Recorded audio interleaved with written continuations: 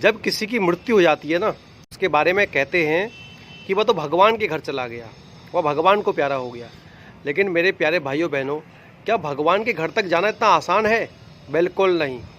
शास्त्रों में ऐसा बताया गया है कि अगर किसी को भगवान के धाम जाना है, किसी को भगवान का धाम देखना है मृत्यु के बाद, तो क्योंकि भगवान का धाम तो सर्वश्रेष्ठ धाम है, उससे बढ़कर कुछ भी नहीं है, और वही जीवन का परम लक्ष्य है। अगर वह जीवन का परम लक्ष्य ना होता तो लोग ऐसा क्यों बोलते कि भगवान के घर चला गया, भगवान के धाम चला गया? लोगों ने तो अपने जीवन काल में बहुत कुछ कमाया है। किसी ने बड़े बड़े फार्म कमाए हैं, किसी ने बहुत सारा धन कमाया है, किसी ने बहुत बड़ा परिवार कमाया है। तो लोग मृत्यु के बाद ये क्यों नहीं कहते हैं कि वह अपने परिवार के पास चला गया, या अपने बैंक की तिजोरी में चला गया, या फिर वो अपने फार्म के अंदर चला गया?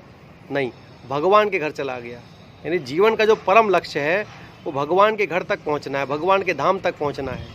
किंतु भगवान के धाम जाना बहुत कठिन भी नहीं है, किंतु बहुत सरल भी नहीं है।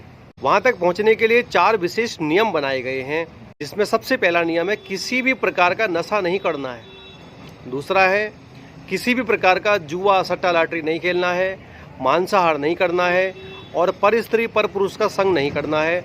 और सबसे बड़ी विशेष बात जो है कि अधिक से अधिक भगवान के नाम का जाप करना है। हरे कृष्ण कृष्ण कृष्ण हरे हरे, हरे राम राम राम हरे हरे।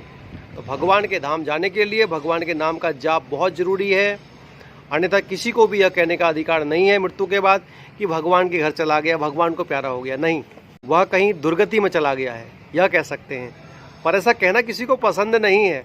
कौन कहेगा मृत्यु के बाद कि फलाने व्यक्ति का वहाँ सड़क पे एक्सीडेंट हो गया और वो दुर्गति हो गई? नहीं, चाहे उसकी कितनी बुरी मौत क्यों ना हुई, वो कितना बड़ा राक्षस क्यों ना हो, यही कहेंगे भगवान के घर चला गया। लेकिन भाइयों, भगवान के घर जाने के लिए भगवान के जैसा शुद्ध होना पड़ता है, उनकी भक्ति, उनको प्रेम से पुकारना पड़ता है। तो भक्ति में हमें धीरे धीरे दिन प्रतिदिन भक्ति मार्ग में सफलता को अर्जित करना पड़ता है। भक्ति मार्ग में सफलता को अर्जित करने के लिए मैं आपको सबसे सरल सूत्र बता रहा हूँ। जैसा जैसा आपका भक्ति मार्ग में कर्म होगा, वैसा वैसा आपको सफलता की परसेंटेज बढ़ती जाएगी। वो कैसे, उसको समझिए आप।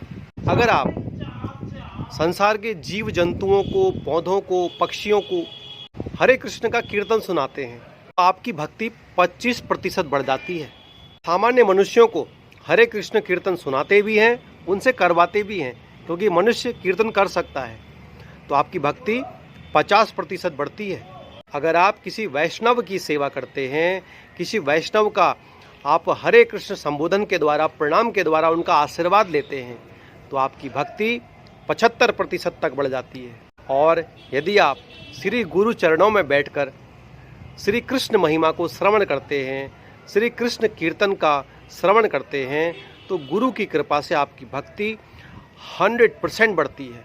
आपको 100% कृपा प्राप्त होती है। जानवरों को सुनाने से 25% कृपा, मनुष्यों को सुनाने से और उनसे कृष्ण हरे कृष्ण बुलवाने से 50% कृपा, वैष्णवों को प्रणाम करने से, हरे कृष्ण बोलकर उनका आशीर्वाद लेने से 75% कृपा, और श्री गुरु चरणों में बैठकर उनसे कृष्ण महिमा को श्रवण करने से, श्री कृष्ण का गुणगान, श्री कृष्ण की महिमा श्रवण करने से, सुनने से 100% कृपा, श्री गुरु चरणों में बैठकर गुरु की सेवा करने से और उनसे श्री कृष्ण महिमा को सुनने से 100% कृपा प्राप्त होती है। और जो कृपा का लक्ष्य है वह है श्री कृष्ण प्रेम प्राप्त होना, श्री कृष्ण चरणों में प्रेम प्राप्त होना और श्री कृष्ण के धाम में जाना। सभी का कल्याण हो। हरे कृष्णा।